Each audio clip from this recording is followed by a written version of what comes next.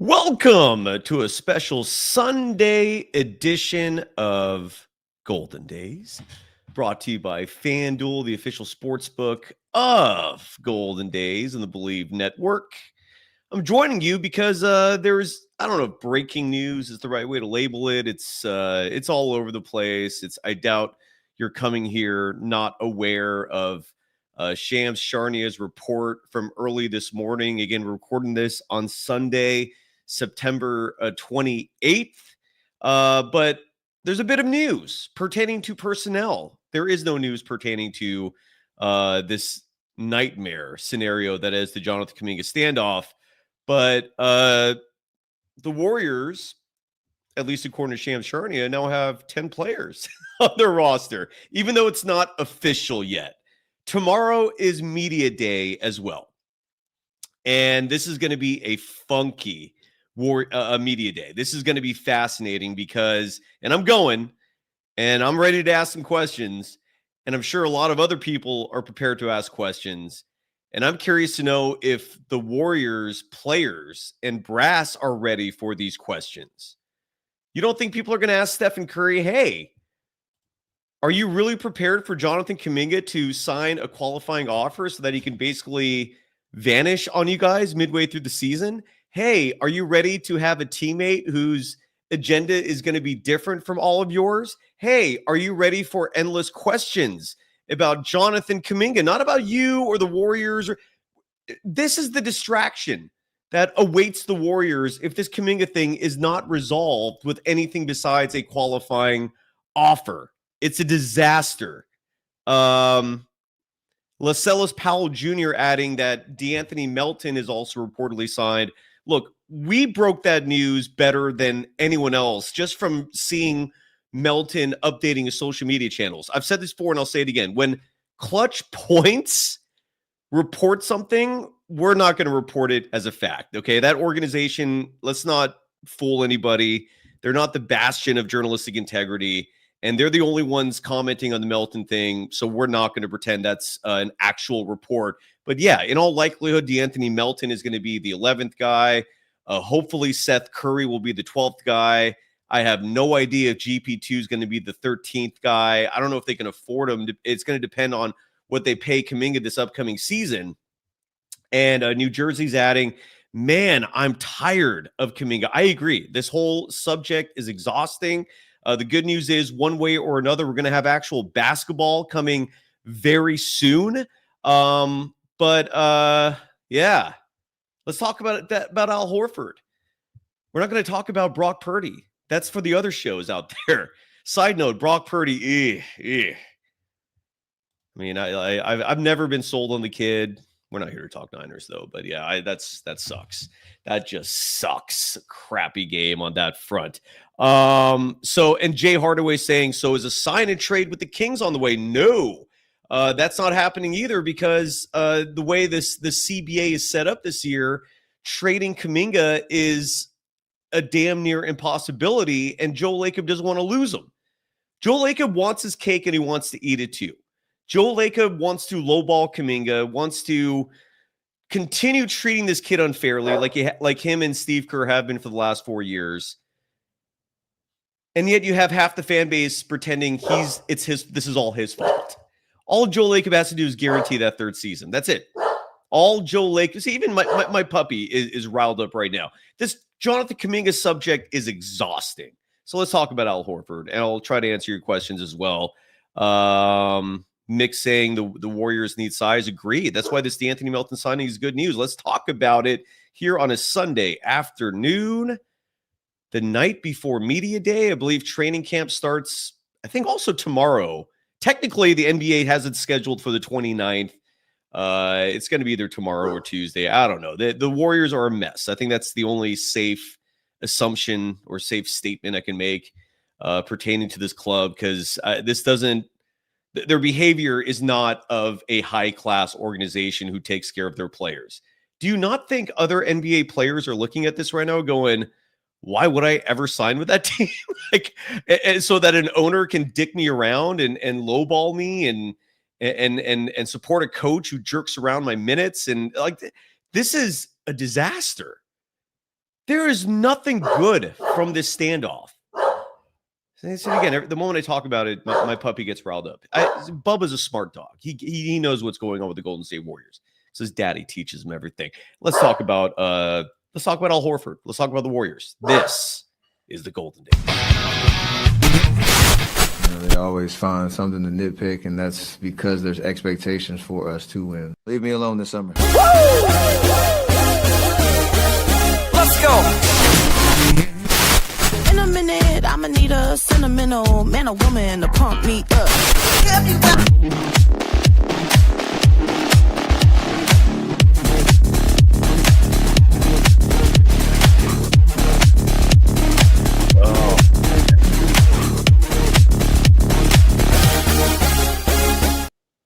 Welcome to the Golden Days. My name is Cyrus Saatsaz. I am your host. You can follow me on Threads and Instagram at DogWild. Over on Twitter, my handle is @SurfJournalist. The program on both platforms at Golden Days Pod. I quickly have to address this. Andre FRBK, what is wrong with you? I'll spell it out clearly. Do you want to come on the show and have this debate? Why do you hate is a strong word. You're using it for a basketball player. And worst of all, you're hating him for all the wrong reasons. You really think this is his fault? Do you? I don't mean to be direct and kind of mean saying this, but are you stupid? Like, are you a moron, FRBK? Because I've never gotten that sense from you until literally that post right there. And I'm seeing a lot of this rhetoric on social media. What is wrong with you people? I'm including you, Andre FRBK. You hate him because he's trying to make less than all of his draft peers. Even if he gets that 3-year, $75 million deal, that is so far below market that the Warriors are getting a bargain. Signing him to that deal won't affect free agent acquisitions. So are you I mean, if you're going to be, look, and I see you following up saying like you mean it from a sports sense, but if you're aggravated, this is the part that I'm trying to convey here. That makes no sense to me other than just misdirected anger. Why are you upset at Kaminga for not bending over and getting screwed over by the Warriors? Why is there no anger directed at Lacob and Kerr and the organization who's been dicking this kid around for 4 years? We could be nice and say 3 and pretend that the rookie season was amazing. He won a championship. So we'll say 3. Why is the anger not directed toward the team trying to screw him over instead of the player who's just trying to have some fairness here on his side? That I don't get that at all. Steve Wilton saying, I will continue to say this. It is not the Dubs' fault that other teams overpay for their players. Why do you call it an overpay? I mean, you can't compare what these players make to your life. These are professional athletes. So if you want to talk about this from a relative perspective, you have to compare it to what other players are making. And in this case, Kaminga versus his draft class peers and what they're making. Yes, in the grand scheme of things, first of all, if you're going to single out individual athletes, I mean, baseball still doesn't have a salary cap. Last I checked, what they're pulling in terms of exorbitant salaries is wild. Brock Purdy, who looked like the next coming of Alex Smith today, is making $50 million annually. Kaminga's asking for 25 more than that over 3 years. Yeah, so you could have a debate that all athletes are maybe overpaid, but relatively speaking, no, Kaminga's not asking for too much. We got to be a little again, logic. Apply that, please, to all these discussions. Apply some reason, some rationale. Make sense with all the criticisms. I mean, come on, man. And Desi's saying situations and context matter. Again, since the message just clearly refuses to go into your head, it just keeps flying in and out.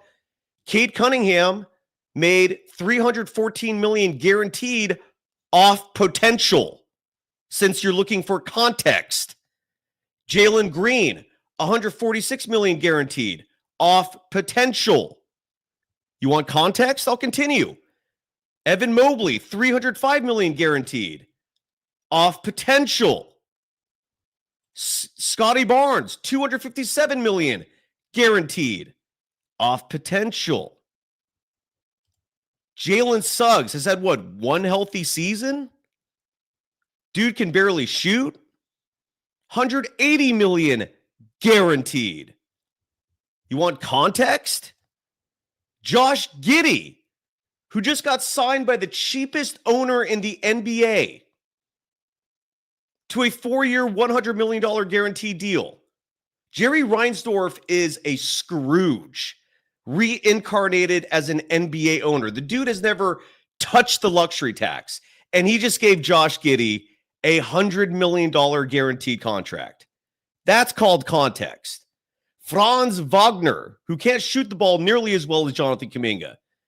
Maybe he's a better rebounder? Maybe. $247 million guaranteed. Yet there's a lot of you putzes out there who think Jonathan Kaminga, who if he gets what he wants, will collectively, including his rookie deal, get $100 million guaranteed total. And you're going to treat him like he's the villain here, like he's greedy here? God damn you people. So, what is wrong with you people, man? Is it just an acumen situation? Like, you just don't have the ability to understand numbers? Is it really that bad? In terms of your thinking, folks? Come on, man. What are you doing here? Why blame Kaminga for asking for less than his peers? This is all Joe Lacob's fault, man. And if you disagree, at least Steve Wilton is, again, you can come on the show if you want to. I'll post a link in a second if you want to have this debate with me, saying the Bulls don't have two $60 million players on their team. So are you insinuating Joe Lacob's broke? Are you insinuating that the hundreds, close to $1 billion in profit that he made from that 5-year run where the Warriors went to the NBA Finals 5 straight years?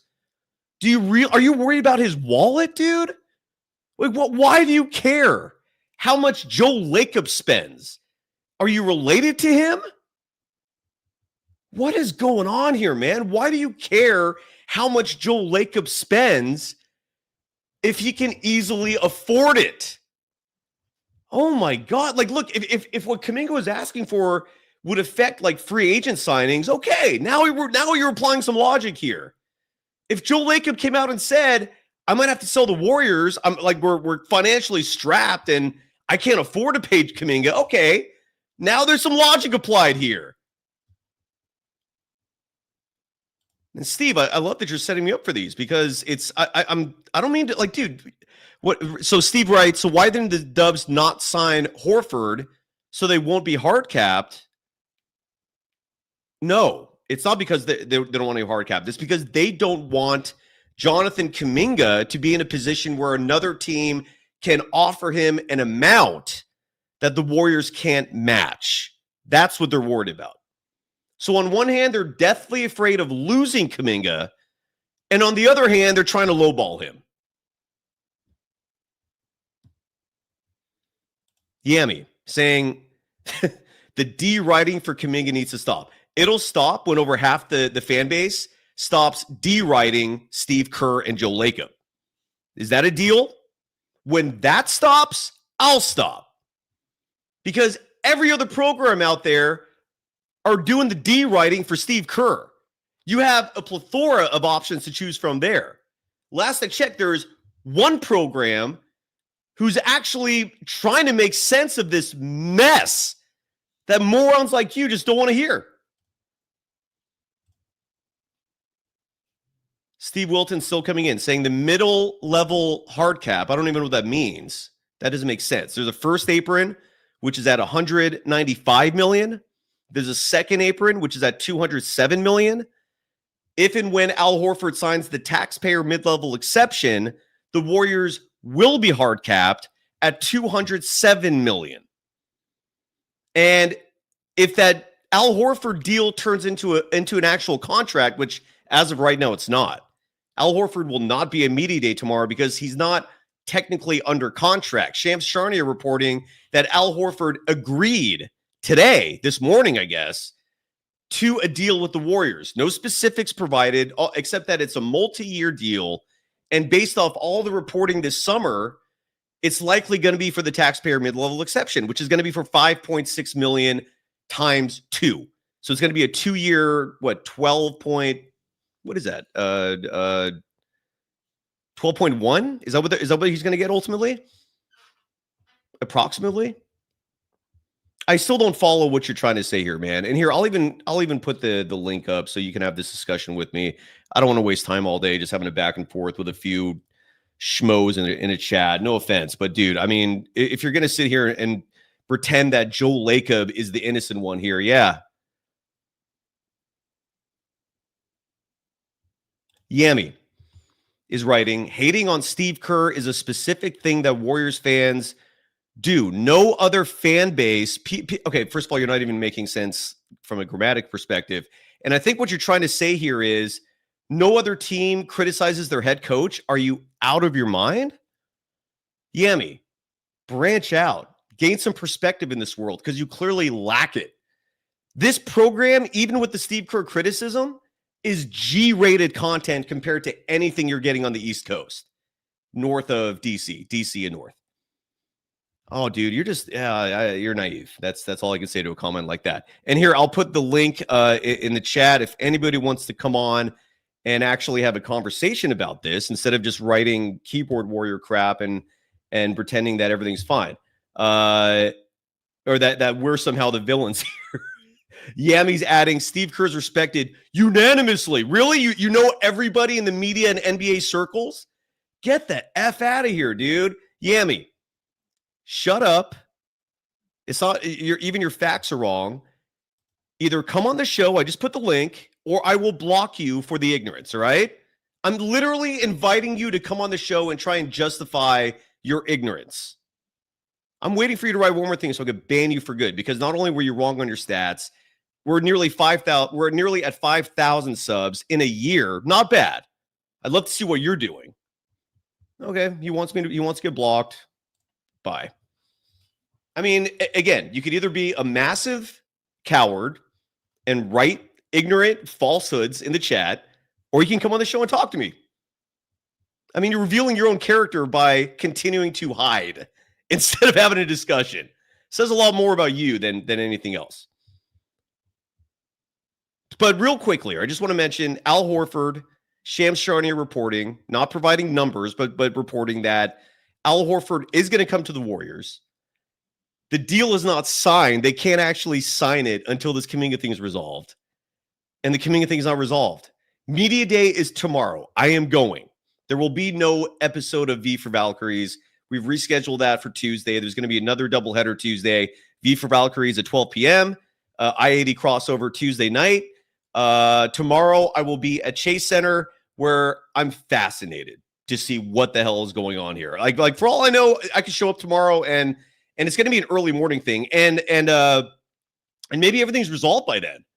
It wouldn't surprise me if that happened. Andre FRBK's writing, he's worried about Kaminga being misled by Aaron Turner. Don't be. Believe me, I'm talking to all of those people on a regular basis. Aaron Turner, I've criticized him on this show. I think he's been far from perfect. For this specific instance, I 100% understand his side of things. I 100% get where he's coming from. 1,000,000%. So too is every single individual who actually works in this industry who knows basketball. The only people that keep hating on Kaminga and keep pretending that this is somehow his fault are all the sycophant programs out there that just are, again, they're fan content. And if that's what you're looking for, great. I'm sorry that I'm not always positive. I'm not always optimistic, but that's reality. That's life. It isn't always just great news. It isn't always rainbows and cotton candy, man. Like sometimes reality is a bitch. It ain't always nice. And if all you want is positive content, again, check out literally any other show covering the Golden State Warriors. We're focused on accuracy and honesty. Again, I get that for a lot of you, that's not your cup of tea, and that's fine. Okay, I'm just giving you a heads up, man. This is what this show is about. I'd rather be accurate. I'd rather maintain integrity and be honest than give you spin, give you propaganda, give you cheerleader type bullshit content. Real quick before I get to the listeners, I got to give some love to our sponsors because I see Devin in limbo waiting in the chat. I see aim assist waiting in the chat on a brutal Sunday. Well, I don't know if it's a brutal Sunday, but if you're a Niners fan, it's brutal. And the Al Horford news is nice, but again, it's no surprise. We've been expecting that for 3+ months. One interesting note, FanDuel, the official sports book of Golden Days and Believe, is writing has slightly modified the over-under totals for the Golden State Warriors with the news today that Al Horford, it's still not official, but Shams heard it from Al Horford's agent that he's come to terms with the Warriors. But again, nothing official until the Kaminga thing is resolved. And FanDuel, if you want to bet on the over-under for wins, and we're going to get to the Warriors and the Kings and the Pacific Division. We only did half of the OUs last Tuesday. So tomorrow night, or Tuesday night, I'm sorry, with Mark Haynes, we're going to finish up the OU show. And the Warriors OU is 45.5, which is the same as what it was before, but the lines pertaining to those have shifted a little bit. The line for the over at 45.5 is -120. The under is -102. And hopefully by the time we do the OU show on Tuesday, there will be a lot more information. I don't know what Order of Stephanos. What are you trying to say here? Order of Stephanos is saying, what happened to freedom of speech? This channel is pathetic. Who's suppressing speech? What I am sitting here telling you is I don't respect keyboard warriors, meaning people who hide anonymously, people who literally just write little character limited type speech that you call it. Never mind the fact that this is a private entity. So freedom of speech, you clearly don't even understand what the concept means. The Supreme Court even regulates free speech, meaning decency. You can't be indecent. You can't just say profanities or say crass language around children, for example. You will actually get in trouble for that. Free speech has regulations. You also can't violate copyright, meaning you can't copy someone else's words and pretend they're your own. Some free speech is regulated. For the purpose of this show, you stupid ass, I'm inviting you to come on the program, and you're sitting here accusing me of violating free speech because I don't respect your right to hide anonymously. You can look, Order of Stephanos. I don't care if you hate on Kaminga or not, but what I'm asking you for is some goddamn reasoning behind it. You hate him? Great. Why? Come on the show and explain yourself. That's what I'm asking you to do. Order of Stephanos adding, I should be allowed to say, are you a petulant child, man? Like, is whining your thing, bro? Like you should be allowed to say my opinion. We just heard you. And again, why are you not clicking on the link to actually talk with me? Is that too difficult for you? Are you afraid that the moment you start actually having a conversation with me, I'm going to expose your stupid ass? Here. Again, the link is right in the chat, man. And if you actually come on the show and present a content that's reasonable, that's logical, we'll have fun. No, you're crazy, dude. Because again, here's another one. I'm just going to start blocking fools. If you can't be constructive, the distraction isn't worth my time, isn't worth the audience's time. You know what? I don't know what other show invites their audience on the program to just say whatever the hell they want.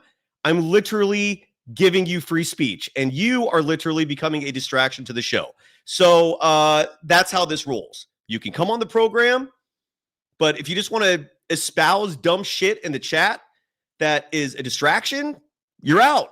It isn't complicated. Free speech is a governance thing. It doesn't apply to Google or programs or private spaces. Doesn't apply there, brother. Fuck, there's so much stupidity, man. Yeah, at ATGYY, you might be right. There might be just trolling. They're clearly gaslighting. And for a brief moment, I got baited. I guess you're probably accurate there. So anyways, going back to FanDuel, 45.5 is the OU. I also want to give some love real quick to another sponsor. This is, I believe, the last day of their sponsorship, and that's Delete Me. Delete Me makes it easy, quick, and safe to remove your personal data online at a time when surveillance and data breaches are common enough to make everyone vulnerable. Data breakers make a profit off your data. Your data is a commodity. And I'm guessing based on the anonymous trolls in our chat, privacy is still important.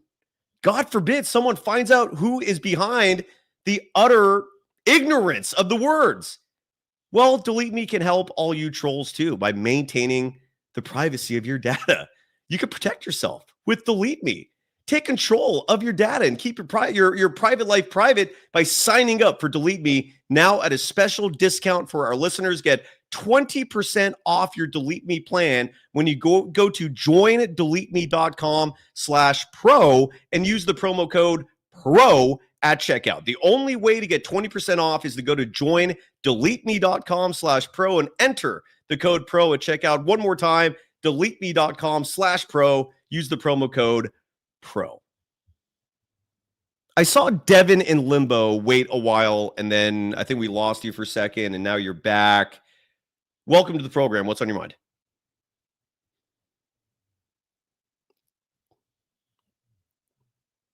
Devin in limbo, you there? Can you hear me? Yes. Oh, you can hear me now? Now I can, yes. Go for it.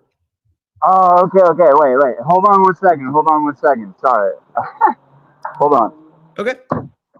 Hold on. Just give me 1 second, because Are you driving? I want to know. I'm not driving. I'm at the car washing place. I was washing my car. Where at? What part of the world are you in?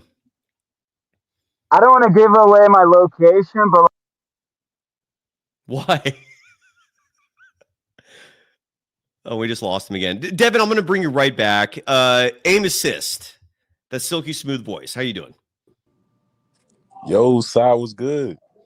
Not a lot, man. Not today, dude. I'm bitter about the Niners game.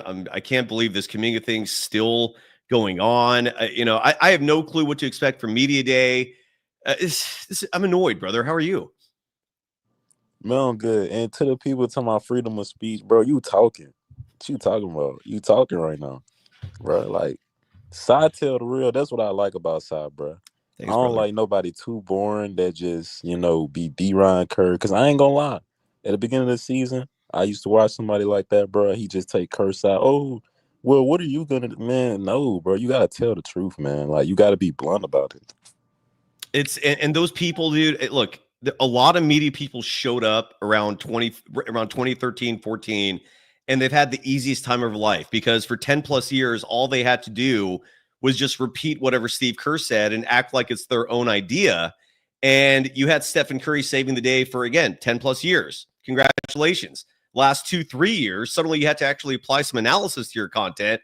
Suddenly you had to actually think independently and apply some critical thinking to your content. You have to actually provide some real analysis, and you're seeing most of these fools getting exposed, man. They don't have original thought. They don't know what the hell to say when they're almighty Steve Kerr, who's been propped up as this genius. Side note, you'd be surprised how many people behind the scenes have virtually no respect for the man when it comes to his IQ. But I digress. The point is, now that you actually have to come up with solutions, now that you have to actually call out what's really going on here, these people are lost, dude. And the content exposes it. But for some reason, some people think I'm an asshole because I don't shake pom-poms, dude. There's every other show does that. Okay. Every other show out there does that. So if you come here and you're disappointed that I'm not shaking pom-poms, forgive me, but I'm trying to keep it real here as much as possible. Amen. Go ahead, brother. What's on your mind? No, I respect that. And I want to remind everyone that JK is already a better playoff performer than Franz Wagner. Talking about the same dude that can't shoot. Scotty can't shoot either. And if JK got proper minutes, he puts up the same numbers that they do. I promise you. Thing about Scotty, he just grabbed more rebounds, but he cannot shoot. His percentages are atrocious. When you say Scotty, you mean Scottie Pippen? Nah, Scott. What do you mean, Scotty? Nah, Scotty Barnes. Scotty Barnes. Yeah. But yeah, he's putting on similar numbers to them when he plays. Like, so I totally get it though. I hear you, man. It's again, I don't understand what's going on here with Joe Lacob. I saw a report from Monty Poole, which actually made some sense a day or two ago. Monty Poole reported that the Warriors front office was really upset with Aaron Turner going public with his gripes pertaining to this negotiation. And that rings true. And it wouldn't surprise me if Steve Kerr fed him that, largely because there are a lot of people in the Warriors front office and brass, and that includes the coaching staff. And if I get a chance, I am going to ask Steve Kerr tomorrow just what his relationship is with Joe Lacob, because that's you gonna always see been one of my Kerr great mysteries in terms of not understanding that dynamic. And I'm slowly coming to a realization here that those two, even though when it comes to what they think should be the product on the court, off that topic, they're lockstep. Like, they're working together. And that's my fear that I'm slowly kind of coming to a realization of here. And I'm going to ask Steve Kerr that tomorrow. Like, do you guys talk daily, regularly? Like, because when Monty Poole said that Aaron Turner going public, rubbed the Warriors bass the wrong way, that was Steve Kerr to the period, man. Like, Steve Kerr and company, they believe in the old school ways of being deferential to authority figures, of paying your dues and working your way up. And if someone in charge says something, you just listen, right? You obey, essentially. And that's not how the world works anymore, man. You're seeing institutions fall left and right. I learned this lesson firsthand teaching classrooms, dude. Like to me, a college student body, what they feel kind of represents the grand scheme of things in terms of where trends are going and so forth. Nobody is respecting a dynamic where you have a general basically barking orders and everyone else just obeys. That just says, yes, sir. Times have changed. I'm not sitting here saying people should be insubordinate. I'm not sitting here saying people should rebel or that they are rebelling. But if you treat people like shit, they're not going to take it anymore, man. And they have voices, they have platforms, they have options for the most part. And that is such an old school way of thinking. When I read that report from Monty Poole that the Warriors were upset with Aaron Turner because he's going public. No shit. So what, you just expect him to keep it private so you can keep screwing him over? Welcome to 2025, man. That's not how the world works anymore. If you're not in the military, do not expect that level of control to exist and be normalized. It ain't normal anymore. And it's anyways, I've started to go off on the tangent there, but this whole thing's crazy, dude. And I hope it ends soon. Oh, you gonna see Kerr? You gotta tell us how it goes, Si. I will. I promise you will. I will. There won't be a show tomorrow. There'll be a show Tuesday. I'll reveal everything I learned. If you follow me on social media, I'll try to do like IG Live. I'll try to be active on there. Again, Threads, Instagram, my handle is Dog Wild. Twitter at Surf Journalist. I don't know how much I'm going to post on Twitter, but yeah, follow me, man. I'll try to post as many things as possible in real time, and then Tuesday morning we'll have a full show where I'll provide a recap. And I'm praying, dude, that this thing is resolved by then, because it is borderline embarrassing that the Golden State Warriors are having a media day tomorrow with only 9 players showing up, man. I've never heard of such a thing. Like, I don't. What do you think about all this, Aim? Man, I don't know, bro. It's Steve Kerr, man. I don't like how people try to blame JK for this. It's Steve Kerr. He should have been playing them, bro. I don't understand. If this was any other coach, he would get fired easily. You're absolutely right, man. But Lacob, and this is a problem that I've heard behind the scenes, and I'm learning a lot this last week. So I started just reaching out, and Kaminga's camp has been very forthright with me, and I can't thank them enough. And I just feel for them, dude. Like, this is a situation where, again, they're not like real world people. These are professional athletes, dude. Like, they exist in a world where they're pampered, they're catered, and they're making, in a lot of instances, tens of millions of dollars, if not hundreds of millions of dollars. And so it's a whole different world. You have to approach it like not with a normal state of mind, dude. And I get it, man. Like you said, like Steve Kerr's been totally dicking him for how many years with the minutes, with the usage, with the role. And what Gilbert Arenas said a year ago about the fact that, like, he wouldn't be surprised if Kerr was holding him back to gain an advantage for the Warriors in contract negotiations. I thought a year ago that was cynical. I didn't want to believe that. And now that seems like the most probable thing that has happened this past year or two. And it's very disappointing, dude. I can't sit here and just blame Kaminga. I can't. And anyone who does, it's like, where are you getting your information from who's influencing you, because when you factor in all the variables, meaning Kaminga's perspective, Golden State's perspective, Steve Kerr's perspective, and you still blame Jonathan Kaminga, you're out of your mind, man. And I'd love to know who has influenced you to believe that, so we can call that schmuck out who's working in the media. If you work in the media, you are instantly a public figure. You're held accountable for every word that comes out of your mouth. I will happily call media members out for saying dumb shit. So for any of you in this audience saying, oh, this is Kaminga's fault, please tell me who influenced you so I can call that piece of that ignorance out. It's absurd, man. And when it comes to this situation, I feel for Kaminga. I really do. Like, he did not deserve any of this. And I also feel for the Warriors as a whole, because if Kaminga signs that qualifying offer and we're likely 2 days away from him doing that, it's a disaster in one of Stephen Curry's last seasons. Like, Joe Lacob has the power to avoid a massive issue this coming season by simply guaranteeing Jonathan Kaminga's third year. And yes, I say simply because it really is that easy for a billionaire like Joe Lacob. Just guarantee year 3, man. What's the big deal? What's the worst thing that could happen if you give Kaminga that third year guaranteed? I can tell you what the worst thing that could happen is if you don't, but I don't see any negatives with doing it. And this is where I'm lost with the Warriors. Like, what are you waiting for? What are you holding back on? Joe, I get it. You're a shrewd negotiator. You're a guy who came from virtually nothing to become a billionaire. I get all that. But what good is this bringing to your organization? Where is the positive here? That's the part I don't get. No, I 100% agree.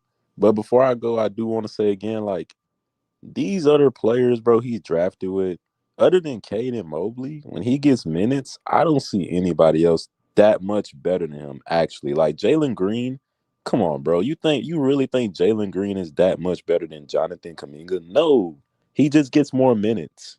That's it. He's in a better situation. But, and by the way, Cyrus, somebody in this chat thing talking about you're scared to bring him up. But, yeah, that's all I had, though. All right, but Aim, I love you, man. Thank you.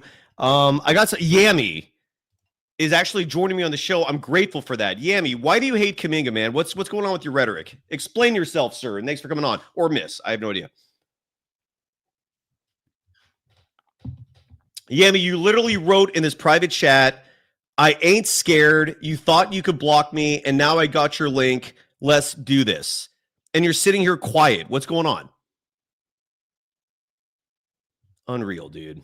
Now you're going to waste my time. All right, you're out. Let's go to Kyle. How you doing? Hey, how's it going, Cy? It's going all right. How are you? Pretty good. Just sitting here listening to you. What's on your mind, brother? I've been talking way too much. No, we like listening to you, man. I live in the Sacramento area. I'm a Sacramento Kings and Warriors fan. I watch them both. And what blows my mind is I can't agree with you more. I understand that these NBA owners are billionaires and stuff, and the idea that all they need to do is change the team option to a player option. Just do it.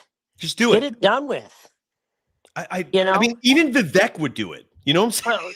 Vivek would do it in a heartbeat, man, because you're fucking with these people's livelihoods, their careers. I mean, he's worth the money. He's worth, 20, 25 million, in my opinion. And it's like, what are these guys doing?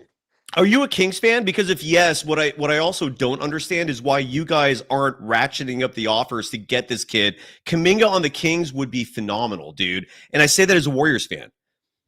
No, I watch them both. I am a Kings fan, but I disagree. I mean, I don't think the Kings. This the best way I can put it is the Kings definitely want Kaminga, in my opinion. I've listened to enough stuff. I don't have any sources or anything. I'm just a guy that watches sports. I think the Kings really want Kaminga, but they know that they've got a situation here where Kaminga's got the Warriors, against the wall. He's threatening to sign a qualifying offer, and the Kings are probably saying, "Hey, look, we're going to let him sign this qualifying offer, and then we're going to go work a hell of a deal with him next offseason. Yep. And we're going to bring him in. We're not going to have to give him a first-round pick or anything." And Kyle, I can't emphasize this enough, dude. I don't hear enough people talking about it. And a side note, people in the chat calling out my former employer as being a Kerr D writers, because apparently D writing is now a subject. 95.7 The Game. And look, 95.7 The Game, they are literally media partners with the Golden State Warriors. So I can understand to a certain extent them, they're not pretending that they're journalists. They're making it very clear to everyone. We're working with the Warriors, so our content's going to be pro Warriors. I'm more disappointed when it comes to 95.7 The Game, how many people actually listen to them and trust them. I thought radio was dead altogether. Apparently people are still tuning in, but but when it comes to my former employer and anyone else who's relatively independent, call them out, please, because Money Checkup is adding that 95.7 The Game is the flagship of the Warriors. I mean, they're literally lockstep with them. They're trying to make money with them. Like, they're not trying to be an independent organization. That's not how Sports Talk Radio works. So I give them a little pass, a little. But anyways, Kyle, any final thoughts? Because I want to give this Yami person one more try. They're back. Yeah, go for it, man. Go for it. All right, brother. Come back, please, man. I appreciate you. I really do, man. Absolutely, man. Thank you. All right. Thanks, Kyle. And I hope you have a great Sunday. Yami, last shot, man. What's on your mind? Hello, can you hear me? Can you hear me? Can you hear I'm me? about to drop you because I feel like you're trolling. Oh, Okay, you're done. Let's go to Bad Hombre. You're on the show. How are you doing? Hey, I'm good. I was muted. Can you hear me okay? Yeah, you're loud and clear. You're good, Hombre. Floor is yours. I'm going to be go as quickly as I can. First, I think this is a systemic issue. It's something about this organization. It seems like instead of getting younger, they actually want to get older. I was thinking about this the other day. They actually traded Jordan Poole for 38-year-old Chris Paul. What the? I mean, look, Hombre, they're in a win now mode. So I give them a little pass for the veteran. Look, that one I don't give a pass for. That was a dumb trade. I called that out from the get-go. Like, I don't know what they were thinking. But like Al Horford, I give a little pass. They're in a win now mode. A 2-year deal is kind of crazy. I mean, he's going to sign that player option and collect that $12 million, dude. Sorry to interrupt you. Go ahead, man. Yeah, I just don't get it. It seems like they know they can look at the league. They see OKC is already there. Detroit, they're coming. Indiana, they're coming. Houston, they're coming. And what makes me so angry, Cy, I've told you this before, if they just would have developed the young core they had over the years, you're looking at OKC right here in Golden State with all these young thoroughbreds they have. But no, you have to play an outdated system, read and react, basically set screens and pass to Steph, and run him into the ground at 38, 39 years old. And I don't know if you can win this way. Only other thing I want to say about JK and the people, I don't hate Kerr. I just think his rotations don't make any sense. I don't hate Kerr either. Look, he's the head coach of a professional NBA team. Him being in that position, it's part of the media game, dude. Like, if I'm not criticizing him for doing bad things, I'm not doing my job. That's at least how I feel. That's my philosophy. But nothing is ever personal with Kerr in the same way. And again, Andre FRBK, thanks for clarifying that it was sports hate, because I do recognize what the difference is about that. I don't hate Kerr, man. I have nothing personal against him. Do I think it stinks that his son, like the Warriors sent out a press release two days ago announcing that Nicholas Kerr, God forbid anyone who makes the huge mistake of sticking with Nick. But yeah, it's the nepotism stinks. And it just, like you said, dude, like, he does not value young players, like, at all. Like he said the other day, like there was an attribution from him, not the other day, it was like a few weeks ago, of how, like the NBA's changed so much, how when he was young, when he was playing, players like learn the basics from their college coaches. And he alluded to his own former coach, Lute Olson at Arizona. Yeah. And my pushback to that is, okay, fine, things have changed. So why aren't you actually coaching?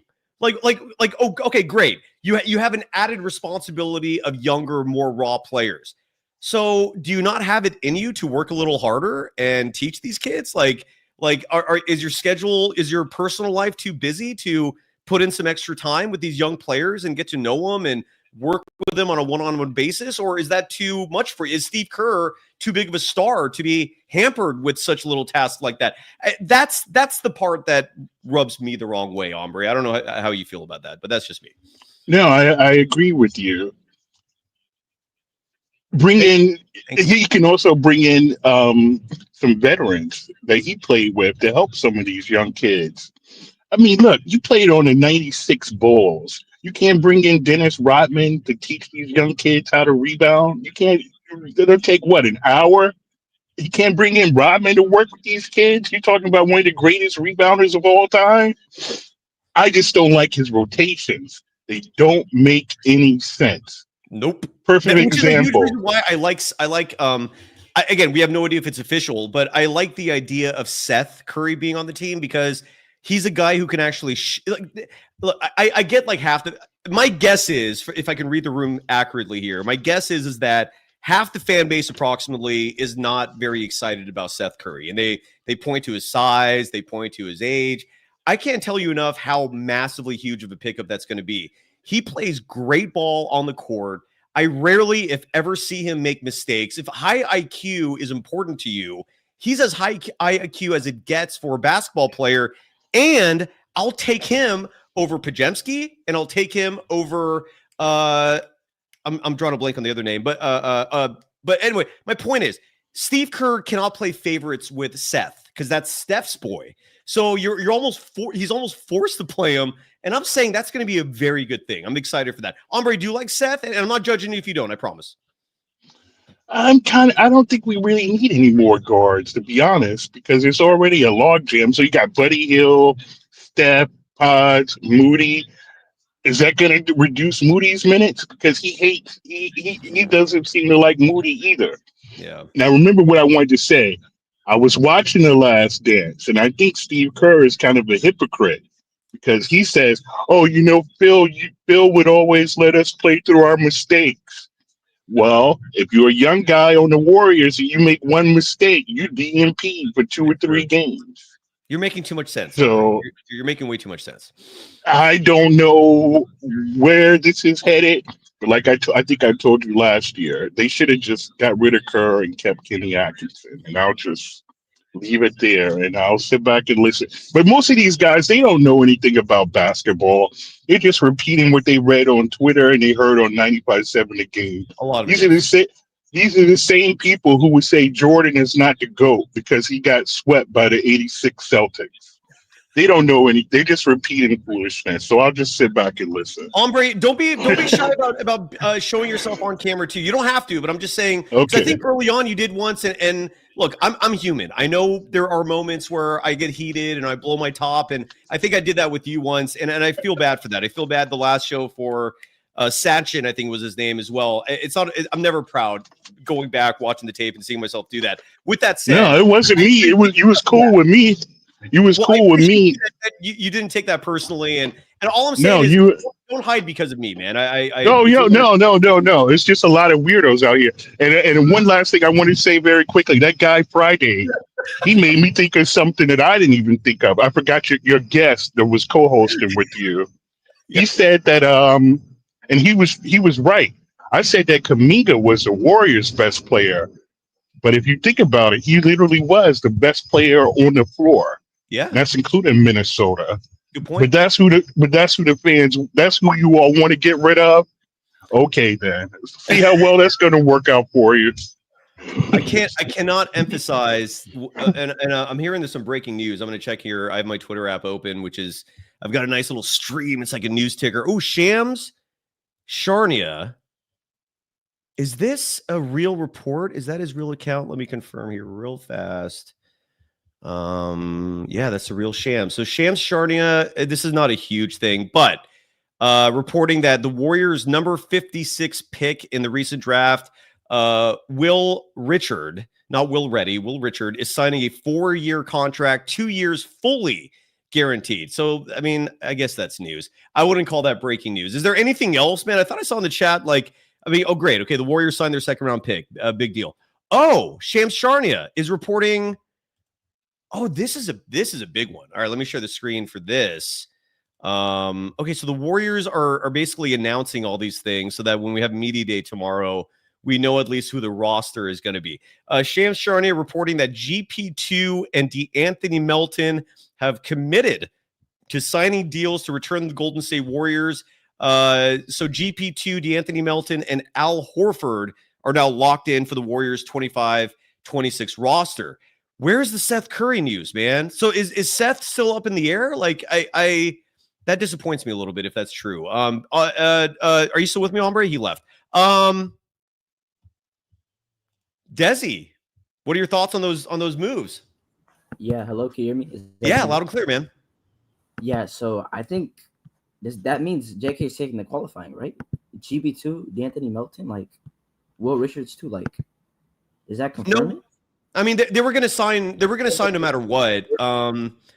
What this means, at least from what I could tell, is that Seth is the odd man out, depending on how much Kaminga gets for this coming season. Like if the math is correct, Kaminga would have had to accept a $21.7 million deal or less in order for the Warriors to be able to sign all of their ideal veterans, and that included GP2, Melton, Horford, and Seth. Anything more than that, and you now suddenly risk losing at least one of those veterans, and it appears that the odd man out at the moment is Seth. That's Honestly, what I read from that. Am I making sense? That makes sense. Okay, yeah. Okay. Okay. Honestly, I wasn't really big on Seth because he just reminds me as another Buddy Hield defensively. I hear he's you. okay. I hear you. I feel like we have too many guards, so I feel like it was either going to be GB2 or Seth. And I know like some people on this, like, you don't like GB2 either, but he's a point of attack defender. So like I understand the signing, but like because we already have Buddy Hield, so I don't see the point of Seth. You know, what do you think? Do you think? Yeah, I mean, look again. I like GB2? Seth a lot, but I can understand the hesitation and reservations a lot of people have. GP2, I have no issue with as long as he's not playing over 10 minutes a game. He averaged, I think, 14 last year. There were quite a few games where he played 25 plus minutes. I forgot. It was a lot. It was in the double figures. Like that's not going to work, man. I mean, you can't have GP2 as your power forward. Desi, do you know what the ramifications are if Kaminga signs that qualifying offer? Like they're losing him for nothing. He's gonna bail midway through the season. He's not gonna finish the year. Like I don't know what the Warriors are thinking if this is where they go. I don't know, man. Like do you think that's not a big deal? What are your thoughts on that? The experience. It's pretty much if he signs the qualifying offer, it's the end of the 2-timeline plan. The 2-timeline plan will be officially over. And it's just pathetic, to be honest, because we wasted prime years of Curry with inadequate roster construction, and we bet it. We thought, okay, the young guys, we picked up some young guys, and we're gonna develop them. But at this point, losing JK, it's pathetic, honestly. And you know, I'm kind of sad because like it's just a player option, and I don't know. I'm mixed feelings about it, but honestly, if JK is on the qualifying offer, I would say the season's not over for us. We still can compete. Even if JK is not here's playing, my thing, dude. If you know for certain he's gonna sign the qualifying offer, at that point you might as well trade him for anything you can get. I mean, Sacramento Kings 2030 protected, okay, better than nothing. Like, Devin Carter, okay, better than nothing. Like, the qualifying offer is a horrible outcome. And again, I don't understand if you're Joe Lacob why you think that's a better alternative. That this is insane, dude. Steve Wilton adding in the chat that GP2 Melton.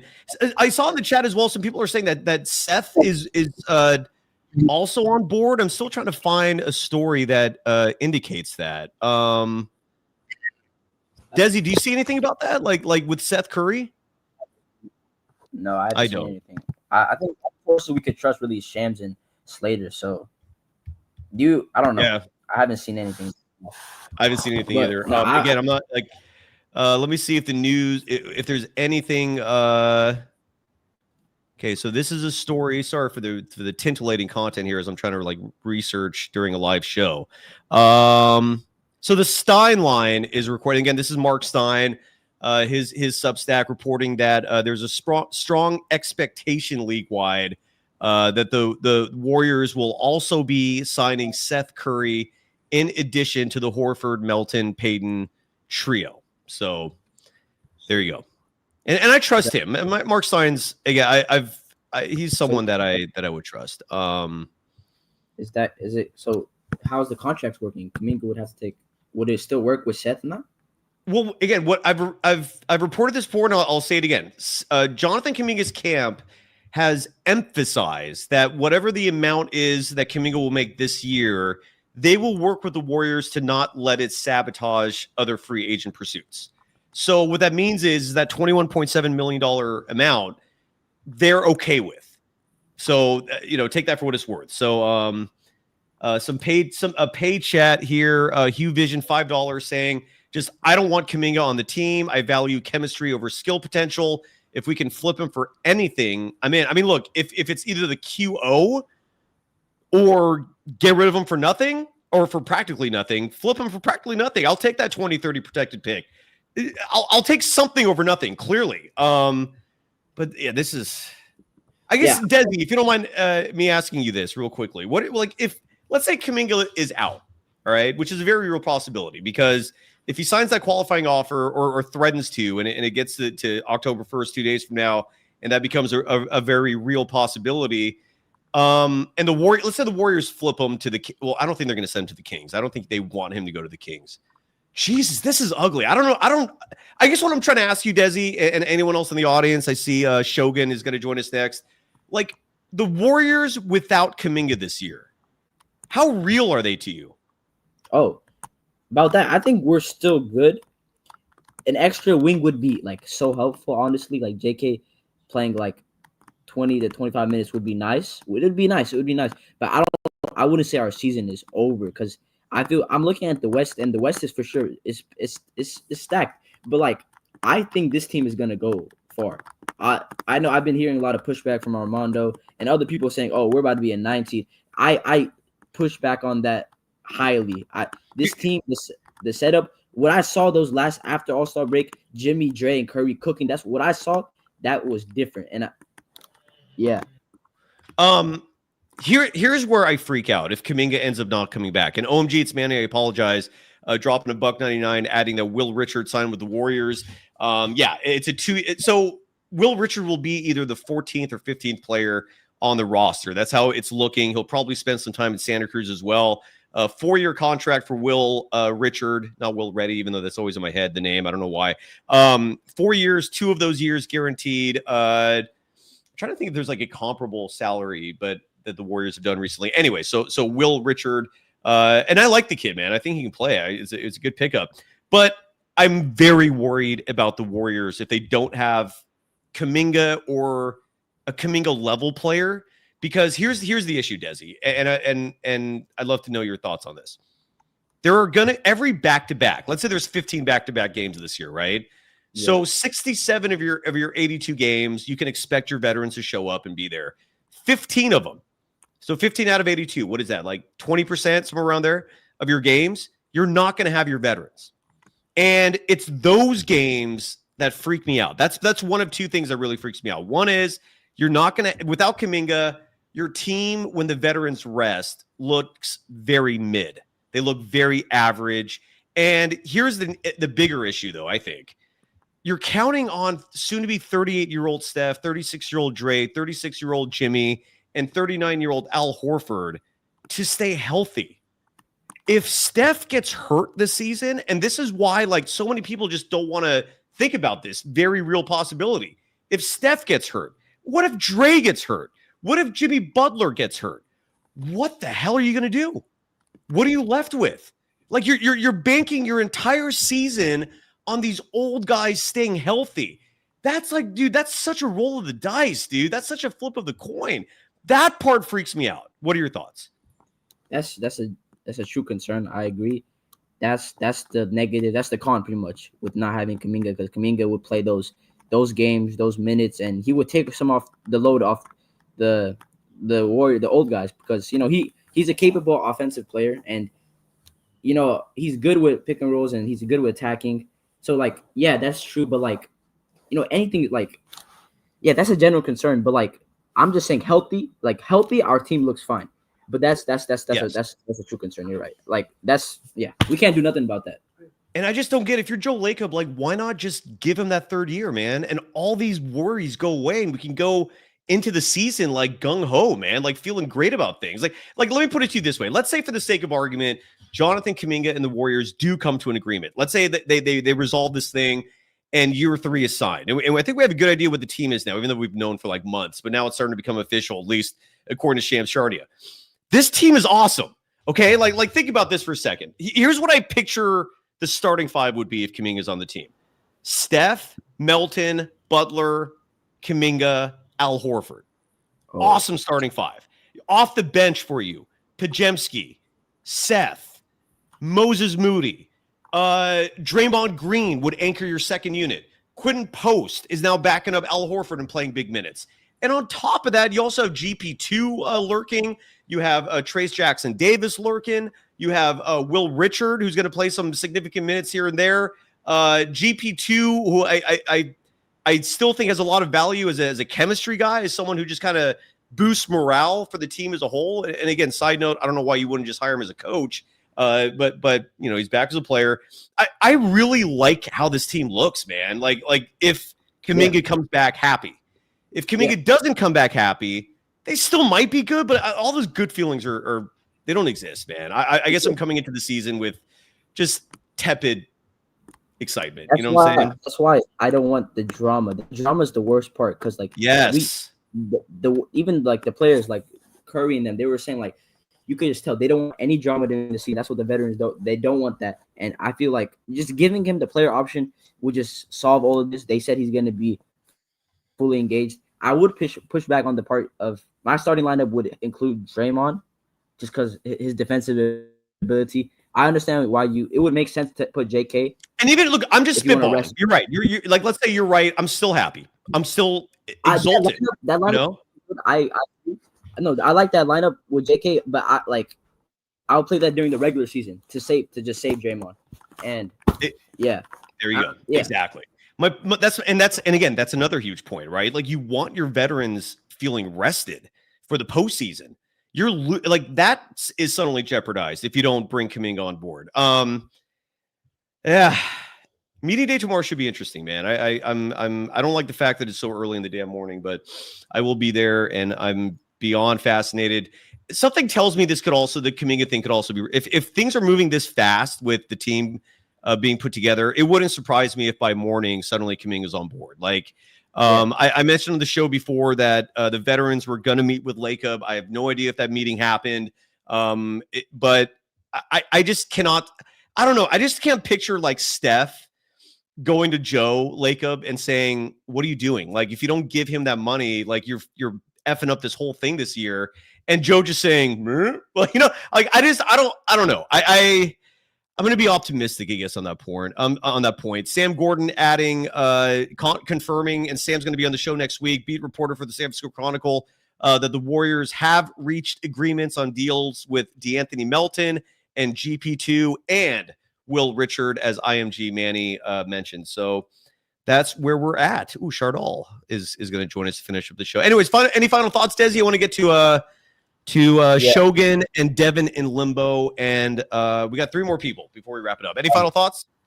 I feel like it's more likely that JK is going to be signing the qualifying offer. So I'm kind of sad and disappointed, and I just hope they have a way to just flip him from something, maybe a pick, and so we don't get any chemistry issues. And we just got to get that fit shit. That's all I got to say. It's all for that fit shit. Yeah, exactly. We're 100% on the same page there. Shogun, how you doing? Hello. I just wanted to say that they should not make him take the qualifying offer, because that's one of the worst decisions you can make. Because you take the qualifying offer, first of all, you can either lose him for nothing, or you have to be if you wanted to trade him midway, it's going to be even less. People, they're going to request more. They're not going to offer that much for Kaminga, because they already know in a few months there's nothing that happens. So they'll probably throw in a second round pick, and his value goes down, and that's what Kaminga wants. But I think we should sign him to a deal, and then see how things going throughout the season. And then if we need to, we can trade him, and if not, we can continue. And if we need to give him more minutes, and I just dislike how Like, I mean, I understand that he doesn't fit to the system, but he's a really talented player, and you need to somehow get a role from him. And a big problem with this new team is the age. I'm actually really scared that it's one of these, like, I look at the starting lineup, and I'm seeing Curry, Draymond Green, Horford, D'Anthony Melton. I'm seeing all these players, and I didn't see nobody above like 32 in the starting lineup. I'm pretty sure Draymond was young. Melton's the one young one. Melton is the one young, and he's like 27, I think, or 28. Okay. But like in the starting lineup, I saw a starting lineup on like X, and like I was scared because nobody on there was under 35, and I was a little worrying. And I'm just thinking, like, what if Steph gets injured? Because last year Steph got injured, and it was a bad thing. And yes. So, and by the way, Degenerate Dad in the chat adding, bringing up that the third year is contentious for Kaminga and the Warriors because the Warriors have this plan set out with these contracts where 2 years from now, you're just going to get like a million different contracts expiring. And my response to that is, yeah, I get that that's like what they have on paper, but so what? I mean, first of all, the salary cap's going to even go higher. I think the salary cap currently is around 155, 160. 2 years from now, when Steph, Dre, and Jimmy Butler's contracts and Al Horford, when their contracts expire, it's going to be probably up to like 180, 190. Kaminga making $25 million is not going to get in the way of whatever the fantasy is that the Warriors have. I mean, never mind that, it's wishful thinking. You've seen teams do this in the past where they clear all this cap space with this dream of signing a bunch of free agents only to have the bubble burst because those free agents have other plans in mind, right? Like the case in point, the Warriors have this dream that in 2 years they're going to sign these big free agents. Giannis Antetokounmpo is a name I've seen. Nikola Jokic is a name I've seen. But so do the Clippers. The LA Clippers also have their contracts sorted out. So in 2 years, they're going to have a ton of cap space. And that's just off the top of my head, one team that I know. Who knows what other teams are doing that? Yeah, what makes you think any of these players will want to come to the Warriors after they're seeing the way Kaminga is being treated in these negotiations, man? It's wild to me. Like, yeah, I get that the Warriors are looking for that freedom and flexibility of a third year. My response to that is so effing what, dude? Like in no way, shape, or form does this fantasy of the Warriors have all this cap space in 2 years. Should that like affect their current team this much? And also, it's insane. Like Stephen Curry is one of the main things that's like bringing people in here. So like, let's say he retires in a few years. By that time, he's already going to be old, and nobody really wants to play with the retiring Stephen Curry. I mean, everybody would love to play with Curry in his prime, like KD, but like now he's kind of falling off. The Warriors are falling off. Things are looking bad. And some final thoughts. I just think that we cannot let Jonathan Kaminga sign the qualifying offer because we need to keep the ball in the Warriors' hands so they can control the situation, either trade him or keep him. We need to have control. If he takes a qualifying offer, then we lose the control over Kaminga, and he like has his own future, and we're done basically. It's really basically over, and he can just like, and he, I just think so. Thank you for having me so much. I have to. No, of course, brother. Of course. Thank you for coming on, man. I appreciate your just everything. Devin in limbo. I think I tried to bring you on earlier and it didn't work. Is round 2 going to win? Going to work? Going to be effective? Are you with me? Oops. Hold on. There we go. Are you there? Are you able to hear me now? I can. Yeah. You're on the show. Does it sound good for the stream? Like if it sounds shitty, like that. Everything's good. Okay. Floor's yours. Go for it. All right, awesome. Okay. So I'm glad I'm here. This is awesome because like. Were you the guy in the car wash? I'm no longer at the car wash. No, I got all that handled. All right, go for it.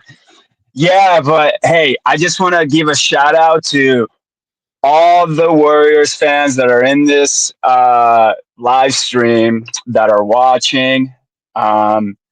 Some of you are in the chat. I just want to say because we're living in a really weird era, so I find it fascinating, this whole freedom of speech thing.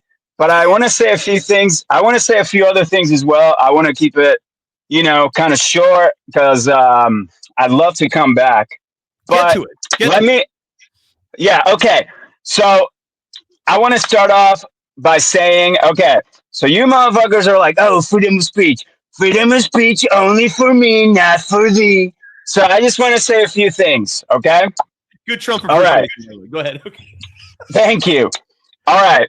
So I'm going to start with you, Cy. I'm going to start with you. Oh boy. And this is, listen, this is not a grievance whatsoever at all. But I just want to keep it real with you because if this is going to be my first stream, I want to be known as the guy that keeps it real, keeps it transparent. Okay. So I just want to say that the number one thing that I had a problem with your program, okay, is not anything that you actually say. What? It's nothing like that. In fact, one of my comments early on was like, dude, what the fuck is with your intro? That's it. I had a problem with your intro, and now it has grown on me. Your intro, the music is now fucking grown on me, dog. So now I'm like, wait, damn, dude, that shit is fucking catchy. In a minute, I'm like, dude, oh my god, this fucking guy is live, and like, let's hear it. He's gonna talk some shit about Kerr, and that's fucking dope, you know? All right, so that's number one. Okay. Freedom of speech right there. You see, I fucking criticized the boss, the owner of this shit. Real quick, easy on the F words. I don't care, but YouTube at a certain point will start flagging shit. So, and shit for whatever reason it doesn't seem to be a problem with YouTube. The F word, just try to keep it minimal if you don't mind. Okay, of course. Good looking out. Oh, all right. Okay, so thanks for pointing that out because I want to make sure that I don't go too overboard. Okay. Because I do want to say a few things about my theory and what I think, because a lot of people are saying all the things that you've probably heard about the contract and all of these things. First of all, right off the bat, I am pro Kaminga. I'm pro Kaminga 1,000%. Like, listen, at this point, I don't know what the hell you're watching in terms of basketball. Like, I get it. But who do you think Kaminga is? Kwame Brown? What is this? Like, what do you think he deserves like a Kwame Brown type of contract? You know, like, no, like this guy is like really good. And here's the thing. The thing about it is that like he is a Congolese immigrant. Okay. So let's start off with that. All right. This guy, number one, when he came into this team, Iguodala was in this team, okay? And so I can just tell that like Iguodala was in the locker room being like, "Oh yes, guys, I just invested in one of my new tech startups, and I predict that in like 5 years I'm going to make so and so." Kaminga is like, "What the fuck are you talking about? Let's fucking play ball. I don't know anything about this. I'm in Silicon Valley. Like this shit is like, what the fuck? I just want to fucking ball." Meanwhile, these guys are like talking about how much money they're gonna fucking make. Iguodala's telling everybody invest on this shit, invest on this. Trust me, guys, I got you. Meanwhile, Kaminga's a Cub. He's an immigrant, barely knows how to speak the language, and you expect this guy to fucking know things about like investments? Like if you invest in a startup AI, you're gonna make this much, Kaminga. No, man, give him the contract, okay? And not like these guys like have all like it's beyond a contract. They're already like set up. Every single one who is a starter on this team are hooked up, you know? Like, so what's the thing about Kaminga though? Kaminga's okay, and I'm sorry to be very vulgar, but it has to be put this way. He's got a big effing cock, like he just does. And I think Joe Lacob is impressed by this because this guy is not letting down. Nobody, like, that's the thing you need to understand. He's a Congolese immigrant. He does not give an F who you are, okay? This guy, he sees himself as like, I am a king here. I don't care what I have to do, but I'm gonna play my ass off. I'm gonna get this contract. Listen, my favorite player of all time is Kobe. Hell effing yes. Kobe, the fact that he loves Kobe should tell you everything about his mentality. Okay? And the fact that he's like telling Jimmy, I ain't going to your camp, dog. I'm sorry. It's just the most alpha thing. He is sitting there and being like, you guys are talking blah, blah, blah, blah, blah, blah, blah. I'm in here in the gym getting ready to whoever effing wants me. And I'm hoping it's the Golden State Warriors. And let me tell you, Curry sees this. They all see this. That's why they're saying that they want him. Who is the guy that told? I'm sorry, it was the GM at the time was Myers, right? Myers, Yeah. So who was the guy who told Bob Myers you got to draft him? He like argued for this. It was Draymond Green because he sees it. Who else do you want to like tell you no? This guy is an alpha. Like this guy can ball. Devlin, I don't know if you remember a gentleman named Jared Jack. He used to be on the Warriors. He was part of that 2013 team that upset the Nuggets in the first round. He's the one who told Draymond Green about Kaminga because they were teammates on that G League Ignite team. So it started with Jared Jack, and then Draymond. And I can either confirm or deny what you're saying about Kaminga. I can't because I haven't been in the locker room that much since COVID.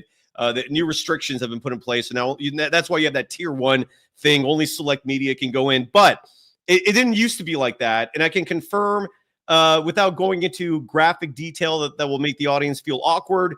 Draymond and Andre Iguodala were the 2 mega alphas of that locker room, and I'll leave it there. Yeah, it's exactly what I'm saying. And so they see it. The alphas know alphas. Alphas know alphas. And so what's the thing that Kaminga's trying to do? Look, when you come into this country in America, or I don't really know, but like, listen, what is the number one thing that we care about the most is Americans, we love our toys. That's number one. Like, look at TikTok. Yeah, good luck trying to like grip that away from, take that away from our grips. That's not going to happen. Once we fall in love with our toys, it's like mine. Joe Lacob is in love with Kaminga. So it's like, I'm not saying Kaminga's like a toy or anything, but it's like, no, like good luck trying to take him away. Like, I'm going to try and make this guy like a Congolese American. I'm going to try to like do whatever. Like, I see it. These guys all see it. The only thing is that and listen, I don't know. I don't want to bring up like if it's like some, like it's not xenophobic or anything. I think it's just really cultural misunderstandings about who this guy is. If Kerr like has the like thing like where like, yeah, I'm going to run this like boom, boom. It's like, dude, like, okay, well, like, do you understand this guy probably has like 1,000 things going through his mind. And the number one thing at the end of the day for him is like, I just got to put the ball in the hook. I don't know. Can I break that down a little more real quick, just to give you some more context? So a lot of people have accused Kaminga of basically defying Steve Kerr's orders on the court. And that's true. It is true. There's a couple of reasons to that, though. One is Steve Kerr has routinely asked Kaminga to play a very specific role. And in case you're wondering why a lot of offensive possessions, Kaminga's just standing in a quarter and he looks like a schlub there, like kind of picking his nose and doing nothing. It's by design. Kerr is literally having him just sit there. And yeah, he wants to Sean Marion. Yeah, he wants to Sean Marion. It is, exactly. And on more than it's so funny. And real quick, and just to finish up, on more than one occasion, Kaminga has kind of just said, dude, this is like, and this leads to the second point, which is that this kid has been playing for a contract for 2+ years. So he's out there like trying to earn money because he's a human being. But he's getting directions and directives from his coach to just sit in a corner and his minutes are jacked around. So Kaminga, this is a true story, I'm telling you, on more than one occasion has defied his coach's orders. And I'm not sitting here defending that, but the results have been overwhelmingly positive when he does so. Like he actually scores and the team's actually winning. And even worse than that, Steve Kerr, after the fact, will take credit when Kaminga plays well and say it was his idea. And I can tell you this is a fact. Yeah, he would.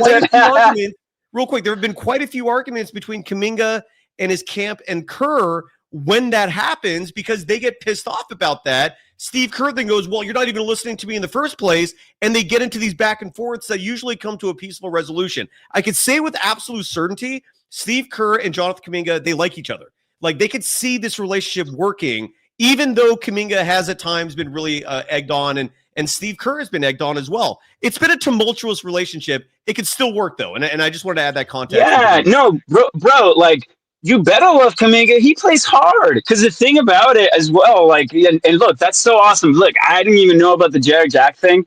And also like I love that. See, like Kerr recognizes that he's got big balls, and you have to have that in the NBA. Like you just like this guy is not going to be out of the league in 5 years, in my opinion. Like I think he's going to continue to battle, no matter whether he's going to be in the Warriors in the next year or two or whatever. Like I think he's still going to be in the league, and it's insane that he's only 22.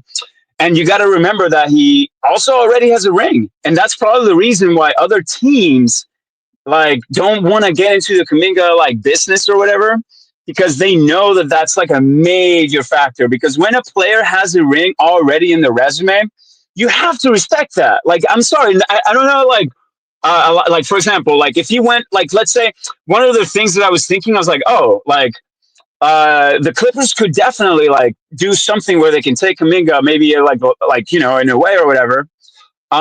But they have to pay him a lot because he's got a ring. Clippers don't have a ring. They need a ring. Like they build an amazing stadium or whatever, and they have all these plans. Like they don't have no younger players as well. They have a bunch of older guys too, So it's a battle for good young talent. And I think Warriors they'd be so dumb if they if they made I was expecting this whole entire summer that there was going to be like a 5-way trade. That's what I thought. I was like, oh, like, okay.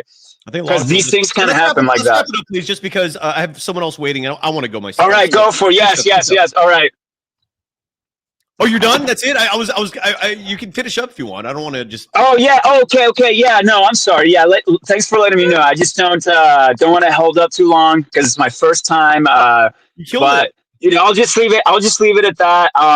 And I just want to, again, give a shout out to everybody in the chat. Hello. I'll see you guys next time. Take care. Real quick, are you a stoner? What's your name? Is it Devin? Devlin? What's your name, man? I go by Devil in Limbo on my YouTube. Devil in Limbo. Okay. I'll call you that from now on. Devin in Limbo. Are you a stoner? Because you sure is. You got this Spicoli vibe going, and that's a compliment. Honestly, because what do you guys think? I grew up in the Bay Area, bro. Like this is my accent. And like when I was a teenager, I like one of my favorite movie stars of all time was the Weasel. I'm sorry, I can't remember his name. Yeah, Pauly Shore. And I took theater in high school, and my theater the theater teacher or whatever professor was like, no. We have got to clean that up. You cannot be talking like this. Like, and I'm like, what do you mean? Like, what's this like? And so like, I'm sorry, my dialect or whatever does sound very stony, and I'm sorry. It's just I grew up watching. Don't be sorry. I love it, man. All right. Come back, please. All right, Devil for sure. We'll remember that. You killed it, brother. And so, and I'm sorry, like you started off your spiel there with loving the intro. I'm gonna change it soon. You're saying you want to keep it? Like you want me to keep the elements? Because I wasn't. No, you should keep it. No, you should keep it because it's a meme now. It's a total meme now. I love it. Done. Like when Curry says his little thing or whatever, I'm like, okay, I'm tuned in. I gotta watch this mother effer now for like the next. I gotta like, you know what I mean? Thank you, brother. Thank you. That was the effect, man. For sure. In Limbo. Thank you, man. That was a great call.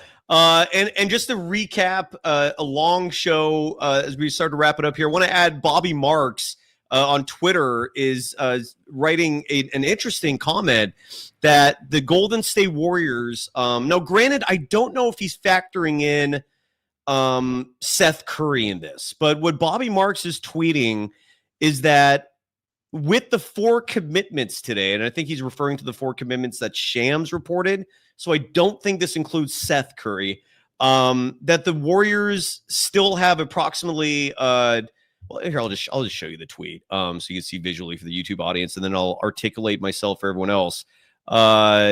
Courtesy of Bobby Marks, ESPN cap expert. Side note, a really good dude as well. Golden State, let me zoom in a little more, has the flexibility still. This is after Shams Charania reporting that GP2, D'Anthony Melton, Al Horford, and Will Richard are going to be signed under contract. None of these official yet, but when Shams reports, we typically treat it as fact. But that the Warriors still have the flexibility to sign Jonathan Kaminga to a contract in the $22 million range and have enough money for a 15th player. If you know the Warriors, you know they don't care about the 15th guy. They usually keep that open, partly for flexibility, partly to save money, because they're always in these aprons, so they're paying luxury tax penalties. But again, the dollar amount spelled out for you there, courtesy of Bobby Marks. I don't know if this includes Seth. So if Seth's on board, but again, he also writes that there's enough money for a 15th player. And if that 15th player is, let's say, a Seth Curry, then yeah, you can sign Jonathan Kaminga to, again, $21.7 million is the figure I've always thought was the case. So there you go, man. And we shall see what happens with the Kaminga part of this. It is crazy again that it's gone this long, but it is also nice that we're getting news about new Warriors players. And we're going to wrap up the show with our friend Chardal, who's actually, are you showing yourself today? Look at you. Yeah, what's up? You have long hair. When did that happen? What's going on with you? How you doing? I'm doing good. How are you? How are you doing today? I'm doing all right. It's been a very interesting day. I mean, you're a Niners fan like me, so that game sucked. And we still don't have a resolution for Jonathan Kaminga. Nice to see that all these speculated players are indeed going to be part of the Warriors. That's good news. How are you doing? I'm a big fan of your YouTube channel, Golden Days. You slay it every single day, man. You kill it. You put great content, all for the fans out there. Shut up, real fast. I don't mean to pause you real fast, but Degenerate Dad writes in the chat that Seth Curry was playing with the rest of the Warriors players at Jimmy Butler's private minicamp in San Diego this week. Degenerate Dad, if you don't mind following up with a source, because I have not been able to find much information about who was at that camp, what that camp was about. If Seth was there, that's a great sign. But I'd love to know where you got that from, because I couldn't find any information on that. Sorry to interrupt you, Chardal. Go ahead. I just want to say, your humor, you have a great sense of humor, and I love that you bring that to the show. Thank you, brother. It's not always. I'm not always fun. Sometimes you see me blow my top, and forgive me for that. I'm not perfect, but thank you, man. I really do appreciate you. How often do you go live on your channel? How many streams do you do a week? I aim for 5 a week.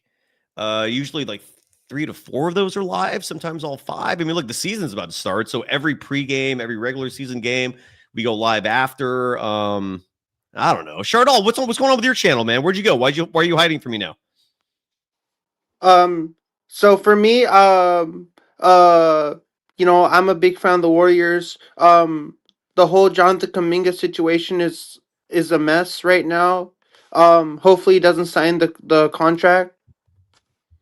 Because that's gonna be bad if he does it. I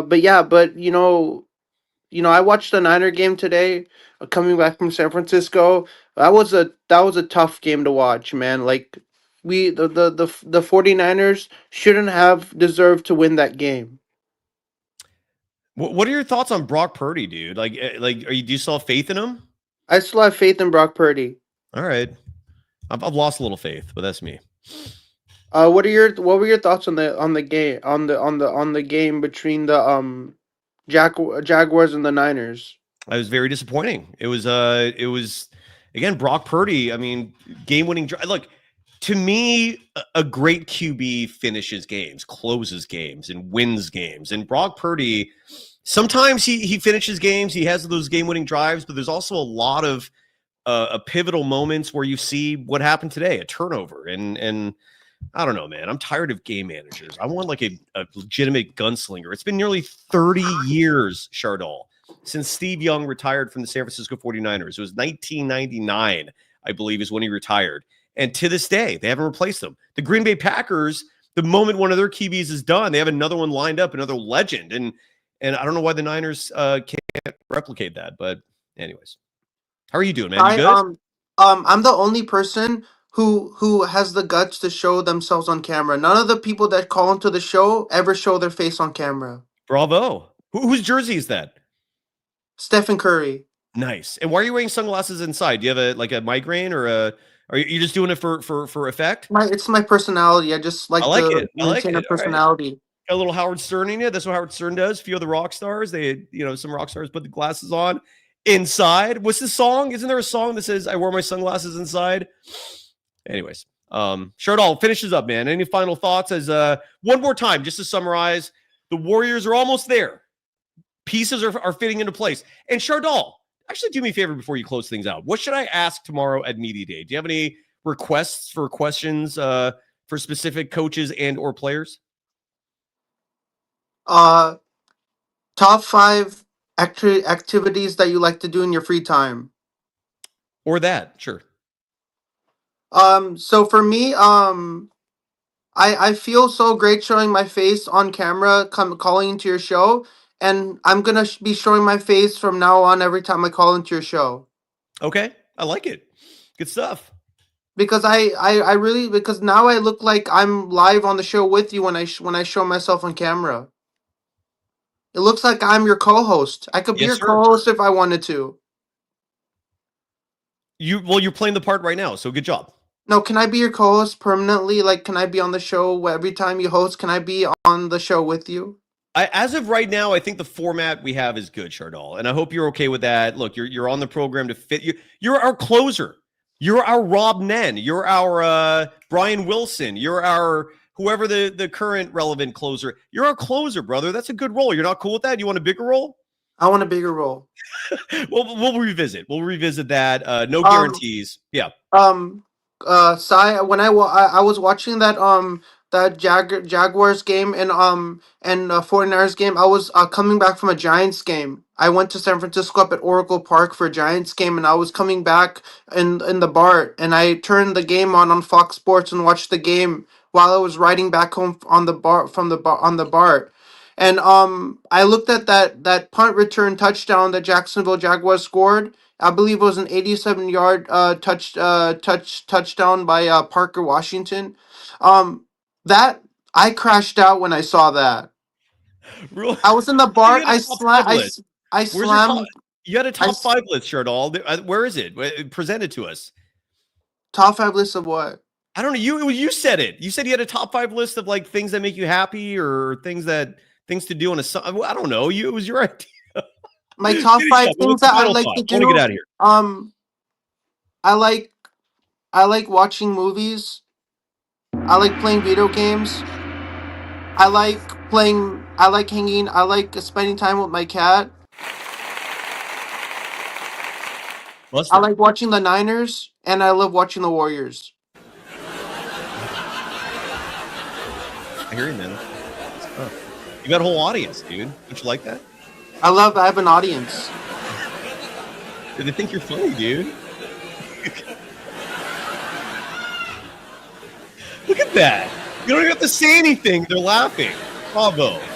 You're an entertainer by heart. Am I a celebrity? Sure, yes. Does it matter if you're a celebrity when you're not making money? That's always the thing I wonder about. Shardal, I want to go. Anything you want to add before I play the close? My final thoughts are that I'm a big fan of you. Big fan of your content. I'm a big fan of you. Big fan of everything you do on the channel, man. Keep up the grind. Keep up the good work. Keep up everything. Keep up everything you do on a regular basis. Bring a lot of great guests on your show. Look, Craig Ross right there saying you are a celebrity to me. There you go, brother. Look at you, Shardal, making an impression on the people out there. Hey, Sai, I'm a celebrity. Would you like to get my autograph when you meet me in person? Yes, let's do that. Yeah, I'm gonna have you autograph a shirt or jersey. We'll set that up, man. Yeah.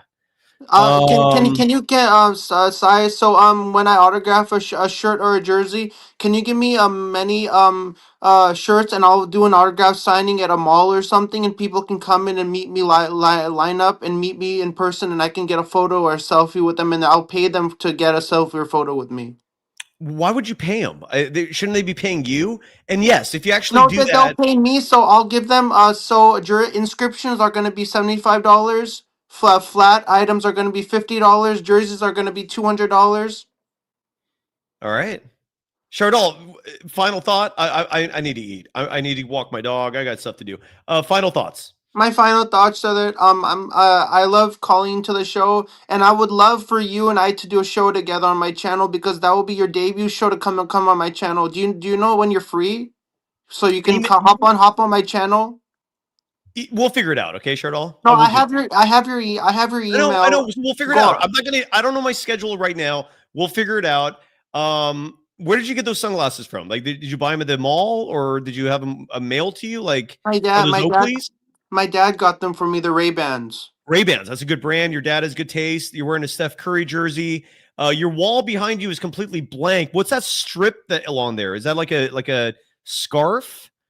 No, it's not a scarf. What do you call that? So next time when I call onto your show, I'm gonna add a lot of stuff. I'm gonna make a Warriors fan cave, and I'm gonna put memorabilia and Warrior stuff, and it'll look like there's a Warrior fan cave right behind me when I call into the show next time. So it'll look like I'm in my basement with Warriors memorabilia all poster all over my room. Sounds good, brother. Chardal, we'll have you back soon. I'll keep you here for the close. Thanks, everybody. Let's hope this Kaminga thing is resolved. Don't you hope this Kaminga thing is resolved, Chardal? It's been. I hope this resolved, because I can't tolerate this anymore, man. This is far beyond me right now, and this has to stop, because if this keeps on going, I don't think what's gonna happen. I might not call into the show or something, or I might not be part of the show. See what you're doing, Golden State? See what you're doing, Joe Lacob? You're now threatening my guest from coming back. I will never ever come on the show again if you do this. Yeah, you want me to leave the show permanently? We don't want that. We don't want that. So Chardal, sit tight. Well, I'm going to be at media day tomorrow. I'm going to find Joe and I'm going to grab him by the shirt. I'll pull his tie toward me if he's wearing one. I'll say, "Listen, mother effer, Chardal is not happy. Give JK that third year." Does that sound good to you? You have to tell Joe Lacob that you have to give Jonathan Kaminga his third year, because if Jonathan Kaminga doesn't give his third year, I'm breaking something. I do it on the show, okay? Thanks, everybody. We're out. Bye bye.